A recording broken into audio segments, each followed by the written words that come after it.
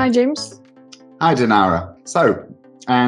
Welcome back to the next video. So today we're going to be looking at how to write an email. So in the task that we've got here, we've got an email from an English-speaking pen pal or pen friend.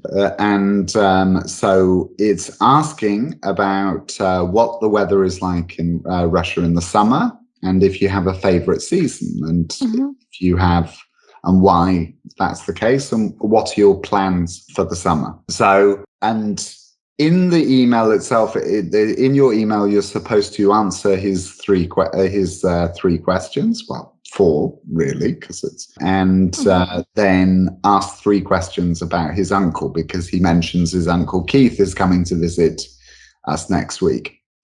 So yeah, so some advice that I have for starting the emails. One thing that you always need to bear in mind for writing emails to, for example, a pen pal or a friend, just somebody you know, the setting, it's an informal context. So don't write in a way that is too formal. You're not writing a letter to a lawyer. You're writing an email to a friend. So that's the first thing to bear in mind. So there are different ways of saying that. Obviously, you can start with dear to start the email. That's that's okay, but it might be a little bit formal. So you can also feel free to start with hi, hello, and then the person's first name. So don't use their last name. It wouldn't make sense in this context. And then in terms of another important factor to remember is, because it's informal, feel free to make use of contractions. So in English, we use contractions about 90% of the time when speaking. For example, you would rarely say I am. We do say it, absolutely. But it's more common to say I'm, or so because this is the norm for spoken English, it's also the norm for informal writing. So that's one thing that's important to remember. So obviously you can use a mix, like they've done in the example.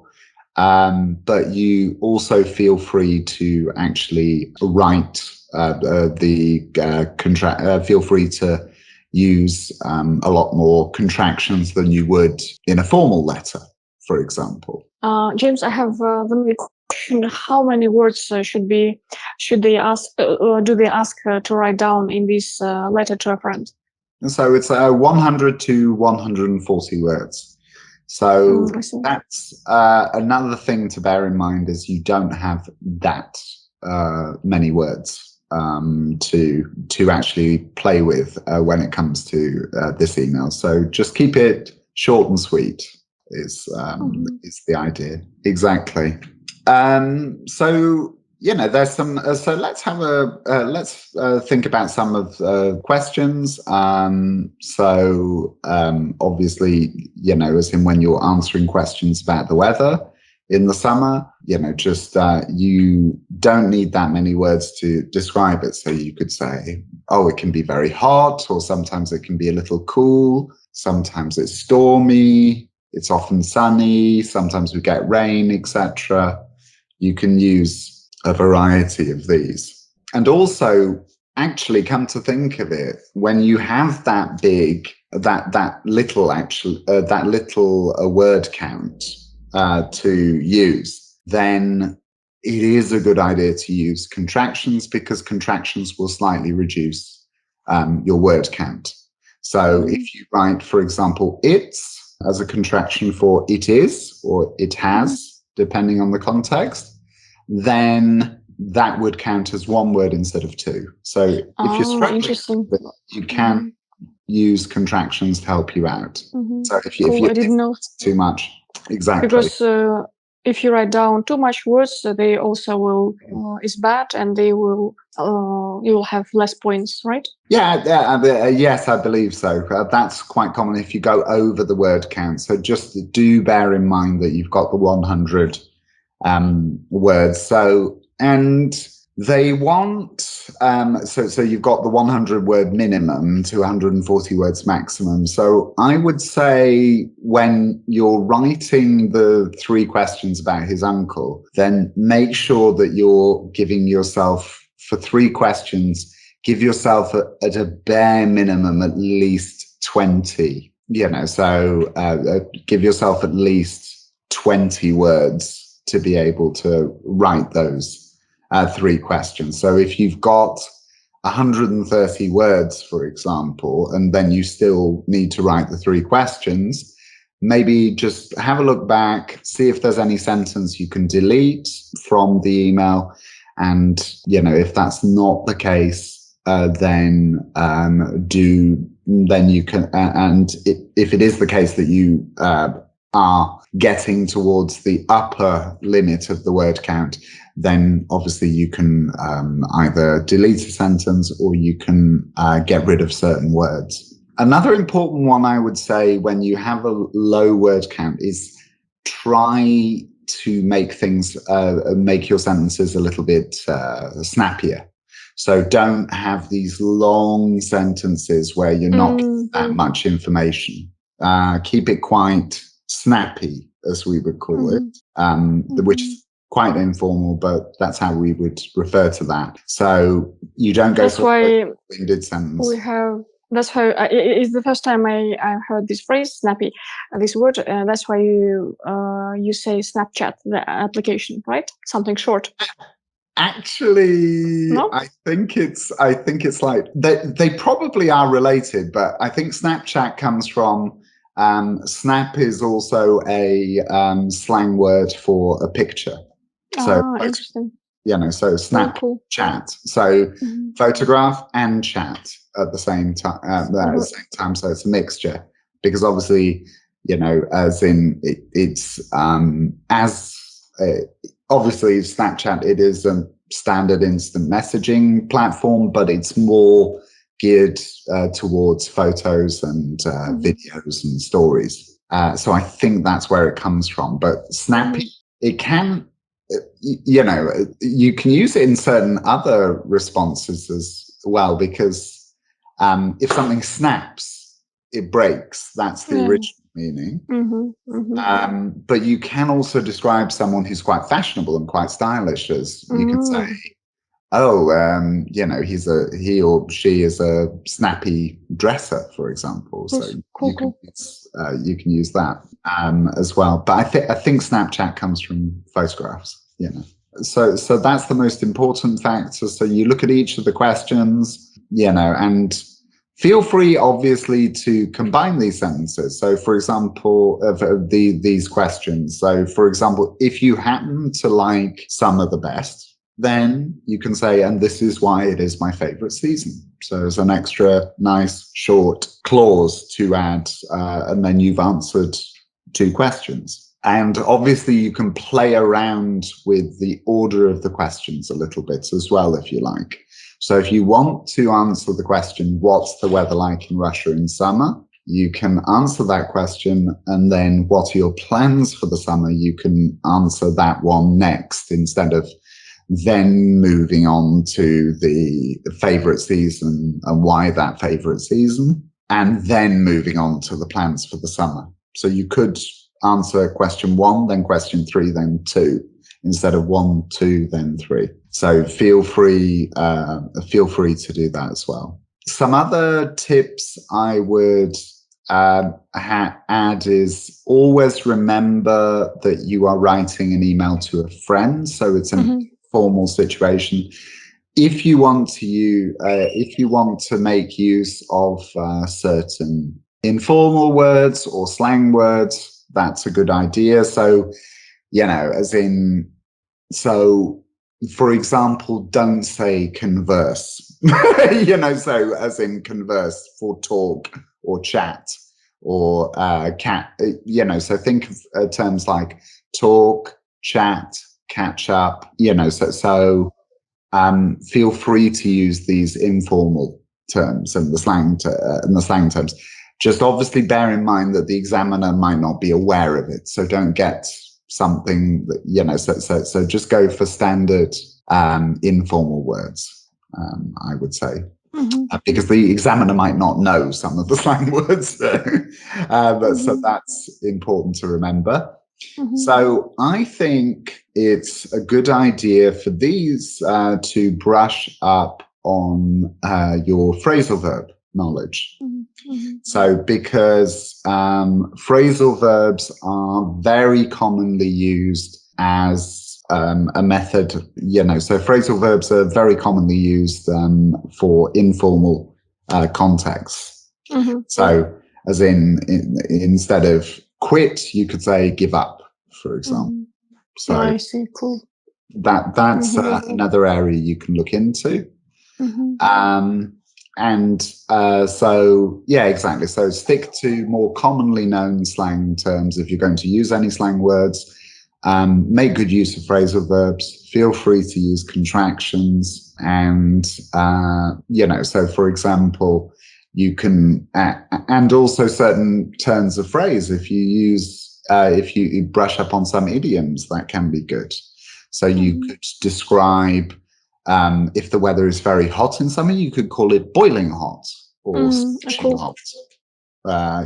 You could say that winter is freezing cold or bitterly cold. You can use these terms as well, and then for the different sort of, and then obviously look at vocabulary that is focused around the seasons. So for example, blossom is obviously one that you'll write down if you love spring, because that's when the leaves start growing on the trees for the first time, and you get that beautiful white and pink, those beautiful white and pink leaves. And then or you can talk about the autumn.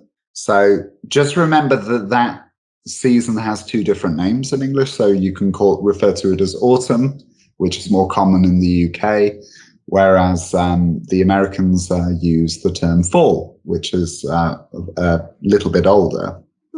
Then for the autumn, you could mention, the color of the things like the color of the leaves, and just look up the different weather terms and different vocabulary to do with seasons. If you're writing this sort of. When you want to end the email, there's a lot of different ways you could use. So in an informal context, it would be quite common to write something like take care, or, as in have fun, these sort of take care, have fun, hope you have a great time.